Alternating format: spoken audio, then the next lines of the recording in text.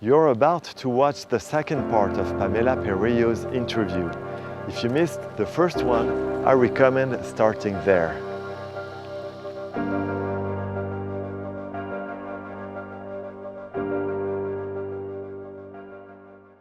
My life after that became so dysfunctional, and I got addicted to heroin again, and I started working at a club as a dancer. It was a lot of drug at that time, and one day you even ended naked in a dumpster, right? How did that happen? I was at a my drug connection. I shot dope at his house and I OD'd. I woke up in an alley in Compton, California. I was butt naked in a dumpster in a trash can. And all I remember was seeing light around. I woke up and I didn't know where I was. And I was in Compton, which is predominantly black neighborhood. And I got out of the trash can and I saw a clothes hanger, a clothesline, and I put on a pair of jeans and a shirt, and I used this great big long sock to tie the pants so they would stay up. And I went to the street over which the main highway, and I jumped in the first car I saw, which was a little old black man, and I asked him to take me home, and he did. And I was so grateful that he was there for me. So he took me home. In fact, what happened is that your friends thought you were dead. Yes, they did. So when I went to his, he was my connection, my dope connection, and when I went to his house, he just about flipped out. He saw me and he thought I was dead, and he told me, I said, why was I naked? And he said that he had put me in a bathtub of ice and was shooting me with something that's supposed to bring you back, and or milk or something he said he was putting in me, and that it didn't work. I wasn't breathing. And he didn't want me to be dead at his house and the cops come and find out he's a dope dealer. So he got rid of me and threw me in the trash can. But you Yeah. survived. It was sad. Yeah, it's almost a comical situation if it wasn't this horrible context, right? Yes, I survived it. You survived. Yeah. Sammy gets out of prison. When Sammy came home, I was pregnant. What happened with that was I went to a drug program called Impact House in Pasadena, California. And I had a, what you call one night stand, kinda, with my drug counselor. And I ended up pregnant. Sammy got home from prison and came to my house, and he wanted me to take him to my daughter's grave. And when we talked, I let him know I was pregnant, and Sammy wanted me to have an abortion, as he never wanted me to have another man's baby. And so I said okay, because I loved him so much and I wanted to be back with him. But the day that he was coming to get me for the abortion, I couldn't do it. I felt like I was killing my baby. But it caused a big thing between Sammy and I, and he ended up leaving. I found out during that time that Sammy was actually living in an apartment with another girl, and she was pregnant with his baby. So that was the end of Sammy and me at that time. I had a car accident. My sister was in the car with me, my older sister, Joanna, that came back. And her husband ran us off the road trying to get to her.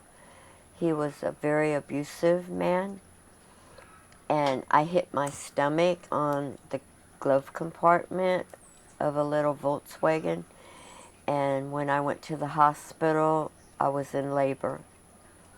They told me I was pregnant with twins, and I didn't even know twins ran in my family. And so they gave me a shot to stop my labor and kept me in the hospital. And 2 weeks later, I went into labor again, and I gave birth to two twin boys. They weighed 2 pounds each, and they were in intensive care, and I didn't even have names for them. I didn't know they were going to come that early, but I ended up naming one Joseph after my father, and I named one Joel. And they got spinal meningitis in the hospital. They were giving them both blood transfusions, and Joel only lived 29 days. I never even got to hold him, and he died. My other twin stayed in the hospital until he weighed 5 pounds, and then they let me bring him home. During that time, I had gotten pregnant. When I found out I was pregnant, I was on a methadone program, and I asked them to start detoxing me off of it because I didn't want my babies addicted. So when I had my twins, I was like on maybe 10 milligrams still, and thank God neither of them was drug addicted. Thank God. I moved in with my father, and by that time my father remarried, and I had a half sister. Because he had a wife and he wasn't drinking like he was, the sexual abuse stopped. It never happened to my half sister, thank God. And so I moved in with them, and my stepmother helped me so much with Joseph. And I stayed there for a while. When the father of my twins came up to see them, when he looked at my babies, he said, "Those are not mine," and walked out. At that time, Sammy was with this other woman, and she was pregnant, and they had a little girl named Gina. I still talk to Sammy, and he came to see the babies and said that he wished they were his, but our romantic part of our relationship ended. And Sammy will later go back in prison for a murder. Yes. That takes us to this night in 1980. At this time, you were working still at this nude bar, and with one of the other people working in this bar, his name was Mike. You decide to rob a client because you're back on drug at that time, so you need money. So we're gonna remember his name because he's going to be someone important in the rest of your story. His full name was James Michael Brittle. Yes. And he was married with Linda. So first of all, let's say a few words about these two guys. Linda and Mike? Yes, and after we're gonna tell what happened that night. Okay. I met Linda first. I met her at my drug connection. she was there to buy some weed. And I met her, and she told me that her husband was going to be released from prison in 2 weeks. I asked her how she met Mike, and she said she met him through a Easy Rider magazine pen pal. In the back of the magazines, they have inmate pen pal pages. And she met him through that, and then she went to San Quentin, and they got married. Mike had what kind of tattoos? Let's say a few words about. His Picture him. tattoos? Well, Mike was a member of the Aryan Brotherhood. He was very prejudiced, very prejudiced. He had swastikas, lightning bolts, which were all white supremacist symbols. He had 666. He had white power tattooed across his stomach, real big. And he was a very prejudiced man, a very hateful person. So you end up robbing this client, Mike, another guy, and you. And of course, the client knows you. He knows me. So the next day, what does the bartender of your nude bar tells you? That the cops were looking for me, and that they had a picture of me and was showing it all around. So I left my house. I was sharing a house with another girl at the time. I left my house and I went over 2 streets to my drug connection. And Mike called, and he told me that him and Linda were in Tucson, Arizona, and that a truck driver would pay for me to fly out there if I would agree to ride in his truck with him. And because I wanted to get away, I was on the run and I was on parole at the same time. I did. I left. So Mike tells you, we're going to go to Florida. I know some people there. Do you want to join us, right?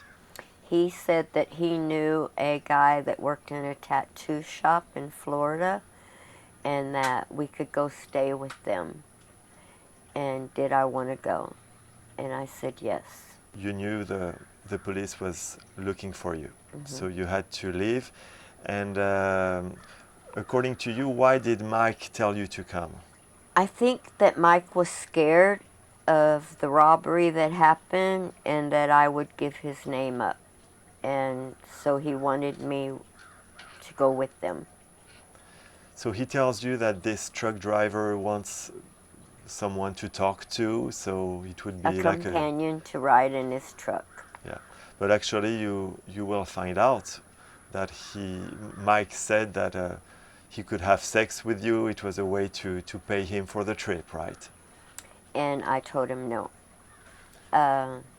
Mike had Linda turning tricks in truck stops, having sex with the truck drivers, and I was supposed to go with the man and be his sex partner on the road. And Mike and I ended up having a big fight because I told him I don't do that. I'm not going to have sex with men. So the truck driver left, and I ended up staying with Mike and Linda. We left Tucson, Arizona, and we were hitchhiking with different truck drivers. I had a lot of jewelry at the time. I was hawking it in pawn shops to get myself money to pay my way. Linda was doing her thing in truck stops with different truck drivers. Just before you left, you dropped Joseph, your son. Yeah, I took Joseph to my father and stepmother because if I would have taken him with me, the state would have got him and took him away from me, and I didn't want him raised in the system in foster homes like I was. So I took him to my father, and my stepmother told me she would take care of him. Beginning of 1980, you are dropped by a truck driver in Houston, and tell us what happens next. A guy picked us up hitchhiking. He asked us if we would help him move out of an apartment into a house, and we told him yes. And so we started helping him move his stuff. We ended up going to the rodeo in Houston. Then we went back to his house. During that time, a friend of his showed up at the house, a guy named Bob Skeens. Yeah, they were both named Bob. Robert Banks and Bob Skeens, yes. Yes. And we ended up staying the night with them. And the next morning they left to go get food. And while we were at the Astrodome, we talked about robbing Robert. He paid for everything, and every time he paid for it, he would pull out $100 bill, so we knew he had money. And we were all taking a bunch of drugs that we had gotten from the truck drivers, and met people and bought drugs from them. So we were taking uppers and downers and smoking PCP and drinking and shooting amphetamine, meth. And so we were pretty out of it at the time. And we discussed robbing Robert. We never knew that Bob was going to show up. But when they left to go get food, we talked about robbing them when they got back. Murder was never discussed. Killing somebody was never talked about. And when they got back, is that gonna mess it up? It gets really loud and hard, And then it stops. Yeah. Texas weather is crazy. Yes, everybody's like, oh, what's gonna happen next? I guess you never know. I bet they are. Man, she's crazy. Can you believe that the rain interrupted us at such a moment? Pamela Perillo's life is incredible, and you've only heard a small part of it. The third part will be online soon. Please subscribe to the YouTube channel or the podcast. If you listen to the podcast, give it a 5-star rating. It really helps others find the show. Don't forget to share, to comment. That's also important to be highlighted. Thank you.